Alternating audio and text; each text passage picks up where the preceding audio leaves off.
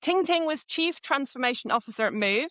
She was one of the earliest members of the executive team at Move. She's also an angel investor across health tech, climate, HR tech, and fintech, with a background in investment banking, hedge funds, and private equity. Tingting's an all-rounder. It's great to have you here. She has a simple but brutal observation.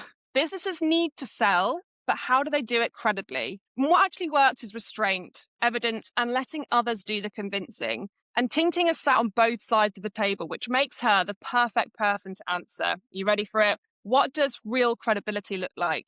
Hi, Tingting. Welcome. Hi, Sarah. Thanks for having me here. Thank you. It's really great to have you. As I said, you've got incredible sort of background and history, which I would love for you to talk through in a minute. We worked together at Move. That's how we know each other. And I couldn't think of a better person to have as one of the first guests on Perception. We've had lots of chats about this and sort of communication and how you position businesses credibly over the years. I know you've got some fascinating insights that we're going to dig into. But yeah, to start, let's just talk about you, because I think you as a person, you've had such an incredible varied career. Thanks, Sarah. It's interesting and very apt, I think, that the podcast is called Perception, because from my perspective, for a long time in my career, it never felt to me like I was building an incredible career. As you said, I started off as an investment banker. I then became a hedge fund analyst. Post global financial crisis, I became a yoga teacher.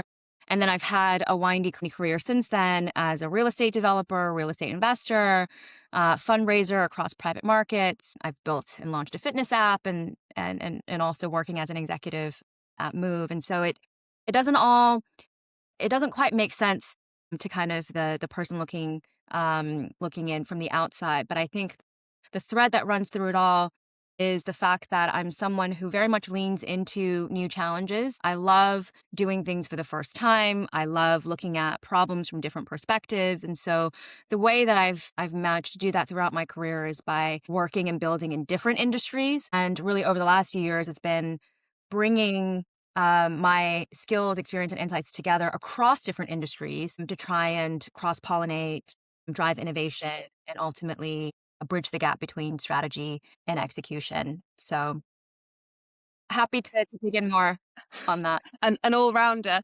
Just before we sort of dig into the questions, what has been your biggest challenge at building credibility and authority in any of the roles that you've had? So I think the biggest challenge, which is only really apparent after the fact, is really around how you show up over time. As an Asian female executive, sometimes there is the battle of whether it's unconscious bias or otherwise in corporate settings. So there's definitely that. But I feel like I've been able to overcome that through showing that, number one, I do what I say, I mean what I say, and then I do what I say, and then to do that over time.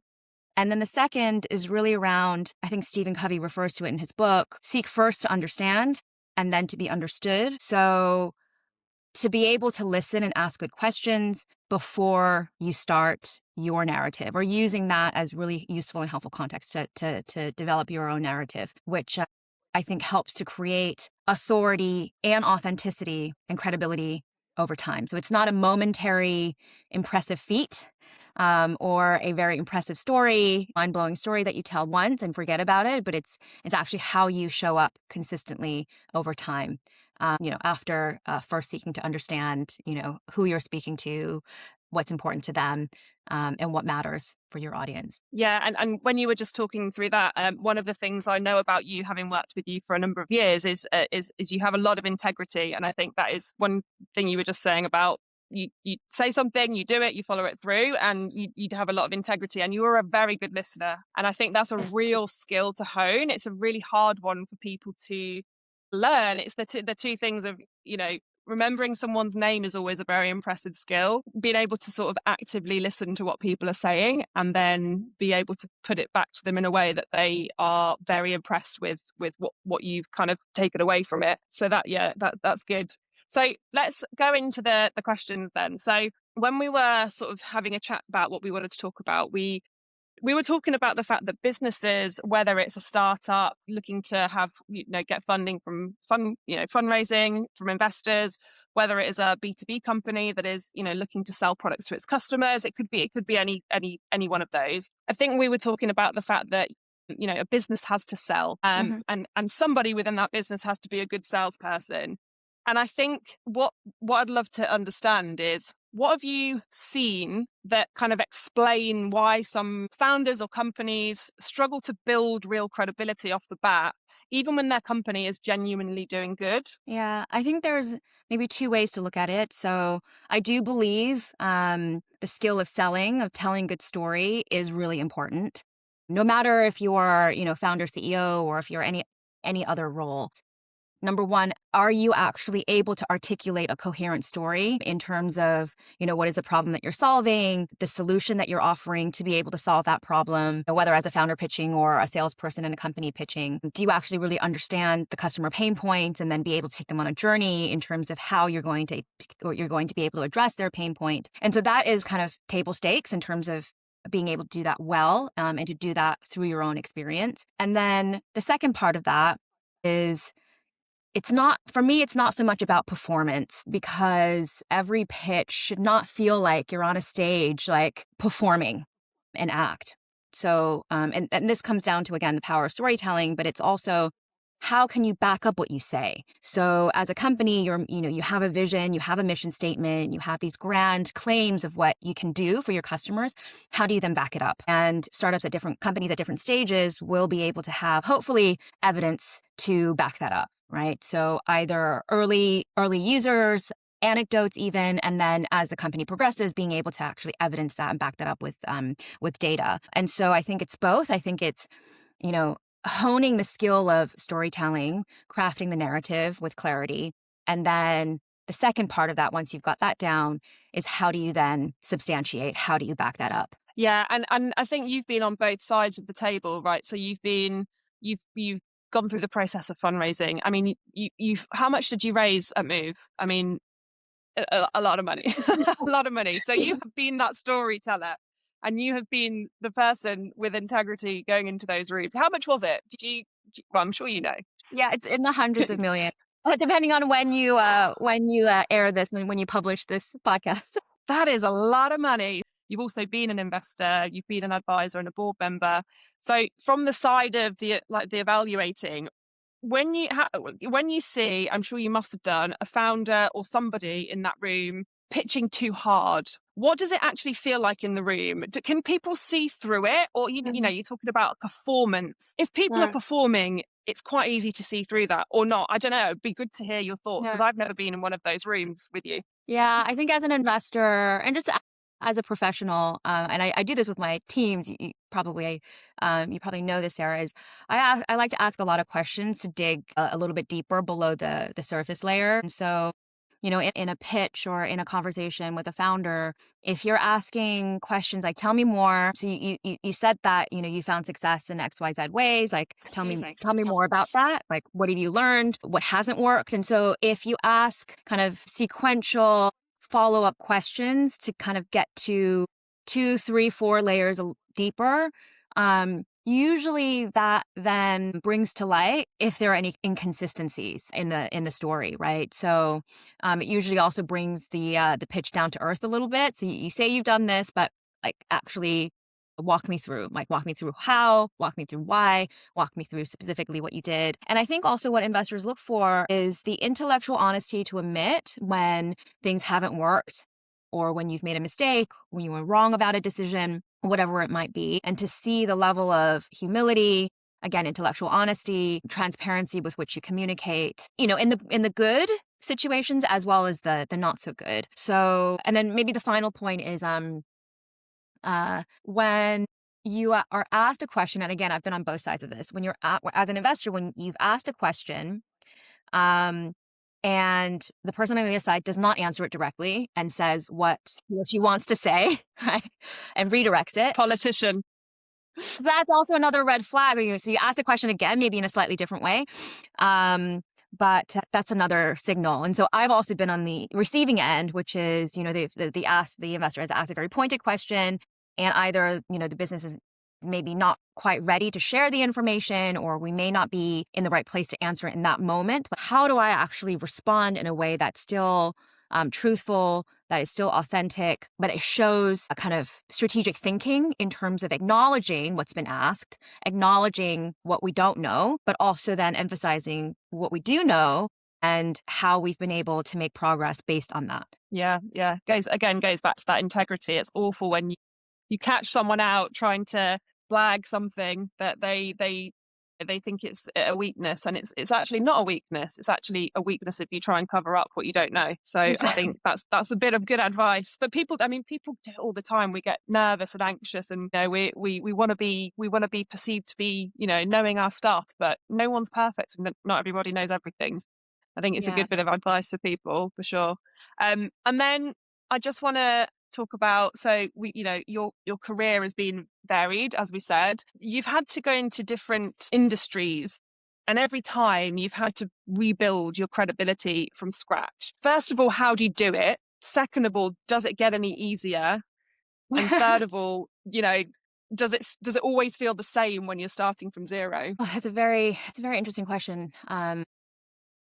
And how do you do it? I guess that's what I want to know. Like, that's what people who are listening are going to want to know. How do you do it? Yeah. Because you've done it very well time and time again. I think for me, it comes from this natural place of I'm, genuinely very curious about a lot of different things. I'm also a very impatient person, which you probably know, Sarah, working with me. I'm also a very impatient person, but over the years, I think I've learned to appreciate that. Again, it's not, it's the journey, and not, there's no one moment that you're building up for. It's a continuous process. And I do believe that, consistency is built in small signals. It's the steps you take every single day. It's the actions and the decisions you take every single day that matters. And so I think how I've built trust, is around that philosophy of, um, doing what I say, pushing myself even though it is challenging or hard, even when I'm not the most, credible or the most knowledgeable person in the room, I should say, but to be open and to be transparent, and to continue to show up. Because I do think that it takes time to build credibility, and it takes time over, amount of time, months, years, decades. Trust is earned very slowly, but it can be very quickly shattered. So I think investing in that, is really important. And I think the other part of it is, having also been a yoga teacher. It's very different to the roles I played in the corporate world. In a yoga studio, it's really about how you make people feel. And for a student coming into my class for the first time, they don't really know who I am, but how can I make them feel safe to trust in my judgment that I'm going to guide them through an experience for many people the first time, that they're not going to get injured, they're going to be looked after, they're going to come out feeling better than when they went in. And it's how you create that space to make people feel seen. People aren't talking, but they feel seen, they feel safe, and they can trust your judgment. And I think that's a very similar, and transferable framework when it comes to building relationships or building credibility in the workplace or in the corporate setting. And it's ultimately how you make people feel through those small actions. I'd love to ask a follow-on question for that. So people who, if I've been into a yoga studio and I've felt that from somebody, but I can't quite put my finger on what it was. Like, what is it? Is it you saying hello? Is it you remembering their name? Is it you asking them questions? Like, what exactly is it that you do? What's your framework that you use? Yeah, I do. I mean, it's introducing myself, asking for people's names. I usually go and speak to all my students, before the class starts. I ask people if they have, injuries. It's very standard protocol to make sure that anything that I should know about them is raised before class. I like to create a sense of community also in my classes, which is around getting people to introduce each other, right? So a lot of times also when you walk into a studio, or indeed when you go into a meeting or, a work setting, you don't know the person sitting opposite you, sitting next to you. But you can break down those, invisible walls really quickly by asking people to look at each other in the eye, introduce themselves, and share one silly thing about themselves to break the ice. And then the rest of it is, I think the ability to, I guess, again, ask questions like throughout the class. How's everyone feeling? Checking in, encouraging people to kind of listen to their bodies, making it okay for people to feel like they don't have to do exactly what their friend is doing or what their neighbor is doing on the class, and just setting an example, or creating a space where people feel comfortable to be themselves, whether it's pushing, right, pushing their boundaries, or whether it's just, I'm going to hang out in child pose all day in this class because that's what I feel like today. And that's completely fine. So, yeah, I Yeah, don't know if yeah. that. Make them feel like no, it does. And that actually like brings me on to my next question. When you're advising, you're watching somebody go in or you're about to watch somebody go in and deliver a pitch. What would your advice to them be? Or like what would the first thing you would stop them from doing Hmm. if is it what you've just all of the above that you've just talked about in your yoga classes, or is it something different in a professional setting? I mean now. Yeah, I think it's a lot of there's a lot of similarities. So I know I don't like being pitched to, just like when someone's talking at me, someone's talking at me and we're not actually in conversation. So I think I would say take the time to get to know the person at the beginning and really understand who you're speaking to. Like, what is their worldview? What is the context in which they're operating? And I think it is also about, yeah, I mean, I wouldn't necessarily say it's to stop doing something, but I think it's the continuous, I guess, inner dialogue of, why does this matter to the other person? And if I'm saying something, or if I'm committing to something, if I'm making promises about something, how do I back that up? How will I be able to kind of walk the talk beyond when this meeting finishes? Because ultimately, the goal of a meeting is to hopefully get to another meeting, which then starts to build the relationship over time. And so I think, you use this word integrity a few times. I think having the integrity, again, to ensure that you're not only just saying things for the sake of saying something in the heat of the moment, but kind of building that muscle so that you can follow up, substantiate with evidence, and follow up and follow through with actions. And I would almost argue that it's also not just what happens in the meeting, it's what happens before the meeting, and also what happens after the meeting, right? So, are you the one that follows up and lays out very clearly what was agreed, what was discussed, if there's any outstanding next steps, or are you waiting for the other person to do that? And so, how are you taking ownership of the building of the trust and being proactive in that process? Oh, absolutely. There's nothing better than getting a pre-meeting agenda or a post-meeting recap. A lot of people don't do it, and I remember, I've done it before at places I've been working at, and someone said to me, "Oh, I would never think to do that," and I'm just thinking, "Oh, okay, well, it's kind of 101 that I think I learned very early on." But it is the simple things that actually don't take you very long that can actually really build that credibility. But then, let's move on to what I'm interested to hear as well is you've worked with investors and you've got relationships all around the world, right? But that Mm. brings different ways of working culturally. Do you have any good examples of how you've kind of treated or how you've gone into certain situations and perhaps had to adapt how you would normally act because it was a very, very different culture? Yeah. Oh my gosh, I remember when I first started working in Japan, which is a very hierarchical kind of society. It's still quite old school in the professional sense, very male dominated. I was in my mid-20s at the time. It was just very unusual, to say the least, that I would show up in like lean meetings. And so, but I didn't want to exert my authority or credibility by force. And so I remember really trying to understand. And usually the culture in Japan is when you have a meeting, you have the whole team, right? And the most important person is in the middle, and then all of the kind of his reports and support team, like they sit, there's like 10, 12 people usually in a meeting.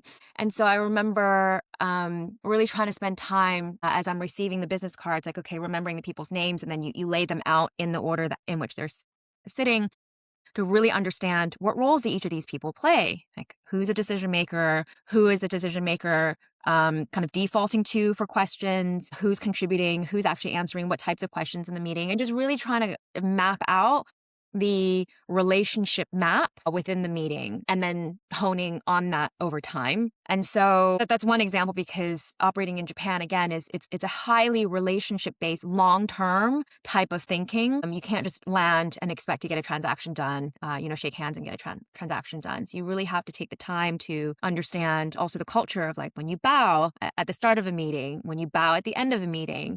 And it's okay if you admit you don't know and you ask, right? Like, what are the protocols? And so it's very different to the American way of doing things, which is much more direct, much more straightforward. And I think also developing that ability to, again, it's just taking a step back and asking questions to try and assess the context before the conversation really starts. I think that's always helpful, regardless of what culture you're trying to navigate. Yeah, I had a feeling Japan was going to come up in conversation. So it's a very, very different sort of world out there with business, isn't it? And just generally as well. What a fascinating place. We've both had many a conversation about. I love Japan, but I had a feeling that one would come up.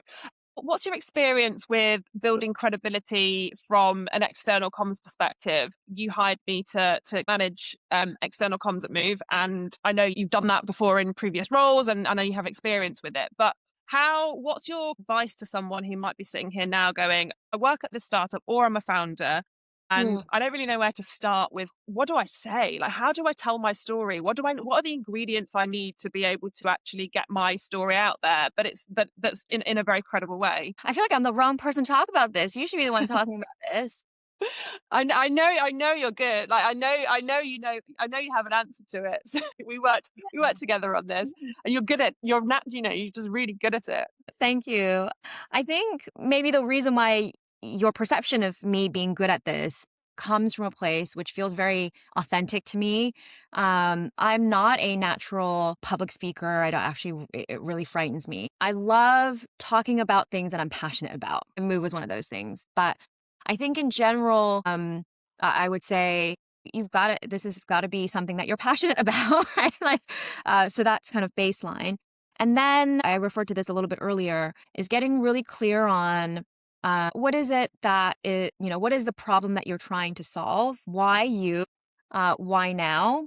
And how are you going about doing that? Right. So that's the product, that's the tech, that's the team, that's the go to market, and all of that. I think this is also very well covered in the kind of startup and VC ecosystem in terms of pitch decks and how you craft it. So the order of slides, right? Whether it's you start with the problem statement first or whatever it might be, or maybe you lead with the founder story first. But ultimately, I think it is not just the press release or the blog piece. I spent a lot of time thinking about how to close that perception reality gap, which is, in a startup, there's always this pitch, right? You promise the vision, that's just the beginning. And then once that vision is out there, how do you then, like, what do you actually do from an operational perspective to deliver on that vision? And that, I think, is the most interesting, because that is when the tangible kind of the real specificity around the story comes out, right? So it's the specific customer stories, it's the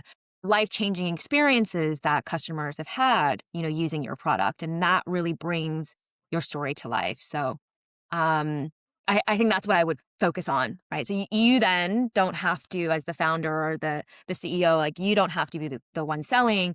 You have lots of people who are able to speak to your story and add authenticity and credibility to that. 100%. And actually, so I developed something called the scriptwriter test. And for a business that I'm working with, I will put them through this test. And the first part of that test is called, there's three parts. Part one is the protagonist. Are you talking about yourself? Are you the hero, or is your customer the hero? And Yeah.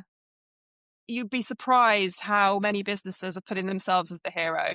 And that's not what people want to hear. People don't want to hear that. They'll get turned off by that immediately. They want to hear how you are helping them and how you are going to help them, and see examples of how you've helped others. And that's kind of the way you do it. I think the customers, the story is so important, and it's very, very overlooked. And I don't just mean a case study in a PDF whacked on your website. I mean, how can you actually integrate, what you're offering and what you're doing for the customer and how you're impacting their lives in a Yeah. positive way? And I know it kind of leads me on to my next question, which was around ESG. And ESG has kind of dropped off a cliff a little bit in terms of people talking about it, but it is still there, and it is still very, very important, particularly in the sort of with the macro challenges that we're all feeling across the world. And some companies use it genuinely, others use it as a badge. And you've heavily advised on ESG as part of your startup advisory. So I'd love to hear more about how you sort of help a company build authentic ESG credibility versus just the Mm. compliance piece, and Yeah. how it makes a difference. Yeah, I mean, it's interesting because I've worked in businesses where ESG was just a kind of a checklist or a box ticking exercise because investors required it or whatever it might be. So ultimately, I think it comes from the leadership. Like, is the leadership bought into this idea of we're a mission-led business? And frankly, not every company is, and that's okay, right? So I think in order to go beyond a marketing exercise, it needs to be operationally integrated. So when you say from a social perspective, if you're changing customers' lives, is the data around kind of how the customer was performing, or in Move's case, it was access to credit, right? How has the company actually moved the needle on that specific metric? And that metric should not be owned by the ESG team, actually. That should be owned by the country or the market P&L owner, because that then directly translates to business success. And so the more companies that are mission-led and want to be impactful businesses, the more they can integrate these KPIs and metrics into their actual day-to-day, and have the accountability sit actually within the business, i.e. the center of gravity for this is in the business, within the P&L owner. I think that is when it's not just a reporting function anymore, right? Because it then becomes, this is what the business is about. And everything that is then produced as a result of that is kind of the cherry on top. And so I think the collective accountability is really important. And then in terms of the implementation, it's the continued kind of leadership communication of expectations that this is not a marketing exercise. It has to be something that, people are incentivized, rewarded, recognized for, as opposed to something that is just kind of lives in an Excel spreadsheet. Which a lot of things do, as we all know. It's good advice, and I think I've seen a lot of people tripped up over their claims of what their, it's kind of like diversity as well, right? I used to work at a recruitment company, and we were sort of, there was a lot of work around communicating how businesses can credibly contribute to diversity and inclusion, and which fell under ESG, and sustainability was also a big part of that as well. But a lot of companies get it wrong, and that is when reputation can be severely damaged, because if you are saying something that you're not doing, your reputation can have a huge hit, and that will impact everything from employee retention to sales to investment. So it is a real, it's something that goes, again, integrity is used a lot in this conversation, but I think it's really important to have that integrity across ESG reporting as well. And then another question, if you're working with a founder or even yourself, sometimes the advice is to really not say too much, to really package it down into very short and sharp, succinct sentences or presentation. Do you think that some of the magic is lost? And do you think do you think it's the right thing to do and right thing to advise? Or do you think there's merit in taking a bit more time to explain something? Yeah, I think it's quite a difficult question to answer as a broad generalization. I think it really depends on the company. I think it depends on the situation. I know there are a lot of cases where there's just commercially sensitive, information, or the situation does not warrant for full disclosure of the context and information at that point in time. I would say, again, it comes down to like first principles, like who is the audience? What is the purpose of the communication, of the information that you're trying to share? And thinking about it from that perspective will hopefully help to frame the right approach to take, because again, it's not about what you want. It's about who is the audience, what's in it for them, what do they care about, what do they want, and how we can then provide the information, the clarity, the context to be able to help them either make a decision or to build a relationship So yeah, I don't think it's definitely not black and white. It's not a one size fits all. Well, not none of it is, I guess, really, is it? It's all very sort of, you have to tailor it. But like, no, it's good. It's good. I think people listening will find that really useful to hear. I want to just ask you like a personal question of if you could go back to when you were, how old were you when you were at, was it Morgan Stanley? Oh If you my could go gosh, that back to was when you were at, was it, yeah? How old were you? You were young. You were fresh I out was of fresh out 21. of Yeah. college. Yeah, 21. exactly. Okay, wow. Um, 21. Wow. So if you could go back to 21-year-old Tingting, fresh out of the MIT graduate, went into Morgan Stanley. What knowing, or can you remember who you were back then? I'm sure you can. Knowing who you were back then, what piece of advice would you give young Tingting now? Oh my gosh. I would probably tell her that because I still remember, I think I was trying to fake it till I made it. So I had a lot of youthful confidence, youthful self confidence, because I was not at all confident back then, but you had to project that. And there weren't very many women in the industry in general, for me to look up to as role models. So, but I think the most important thing I would want her to know would be it doesn't end, right? So the journey to build your career, the authority, the credibility, the relationships that actually underlie all of that takes time and it has to be re earned continuously. And so, yeah, I think I would just tell her to be patient, to stay the course, to continue to have integrity. I think that's always been in me. But just to be patient. It's not when you think you're done, you're not done. Yeah, it never ends. I think what you said earlier that I would know that you're not that you're impatient, and it's funny because I would never have known that you're impatient until you told me fairly recently, actually. So I definitely spent a good few years working with you, thinking you are one of the most patient people I've ever worked with, and Well, my you family would must. I not wanted to raise that say that. because yeah, I remember you saying my family would not say that. But I just remember thinking when you said that, when you told me that, I remember thinking, wow, what an incredible learning path you must have been on. Because that's a hard, I mean, I'm very impatient myself. It's a really hard skill to hone if you're naturally not very patient. So yeah, I just wanted to bring that up. It's funny. I saw you as a very patient person, also a very confident person. So again, it's really interesting when you sort of get. I love it.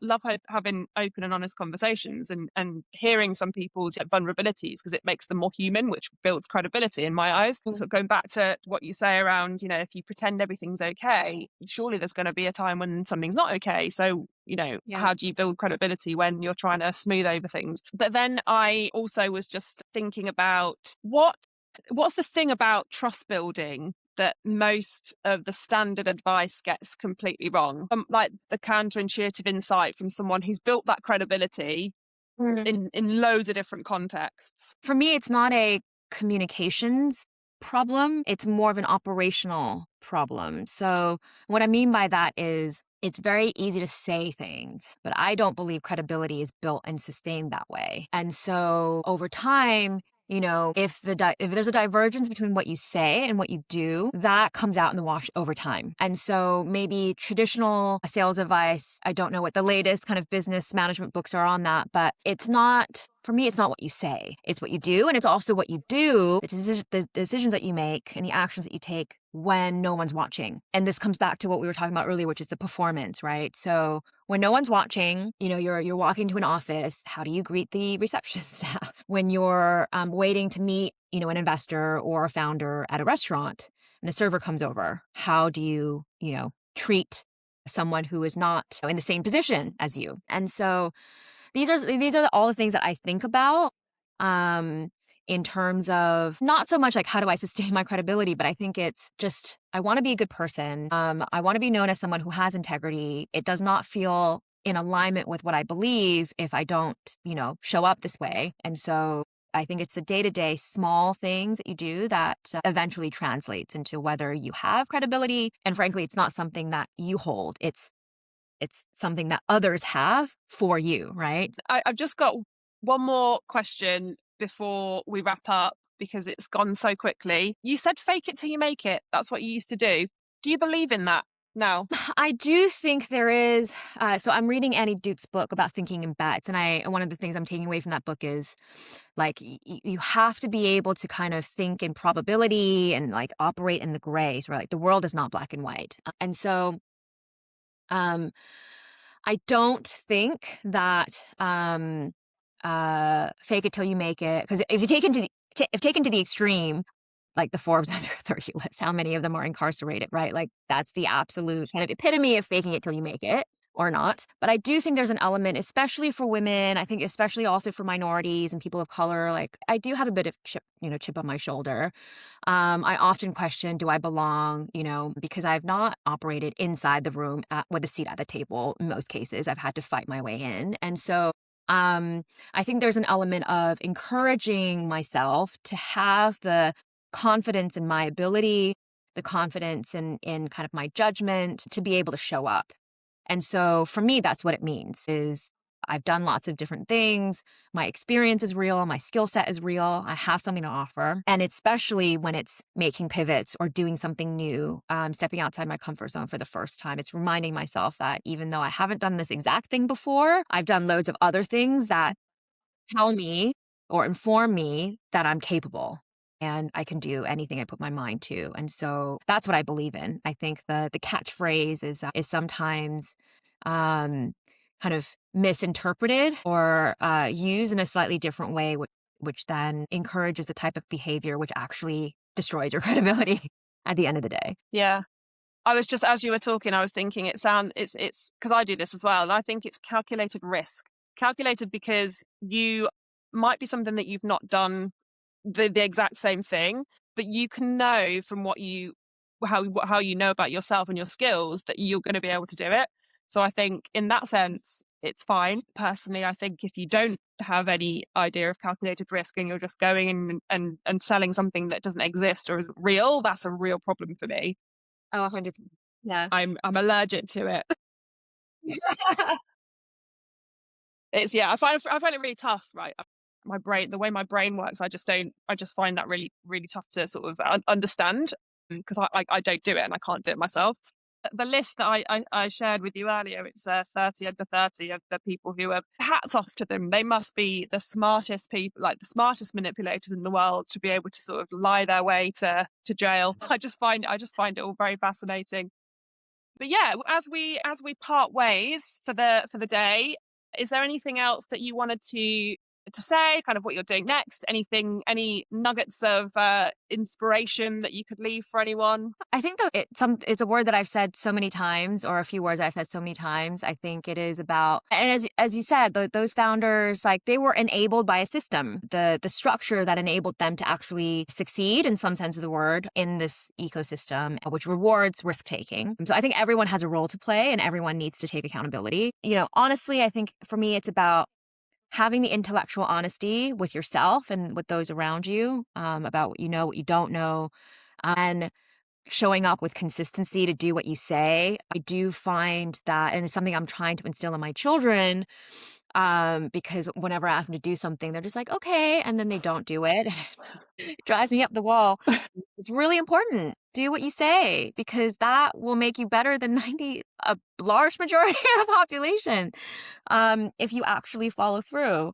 And then last but not least, curiosity to understand other people, to understand their motivations, to understand their context, regardless of, your role, the business that you're in, or whatever sector or whatever situation. I think having the curiosity to better understand first will serve you well in any situation. Great. Well, Ting Ting, it's been fantastic to speak to you. Thank you again for coming on and sparing the time. And I look forward to continuing our chats offline as we go through our next ventures. Yeah, great. Thank you so much. And have a good rest of your day. Thank you, Sarah. Thanks for having me Thank on. you.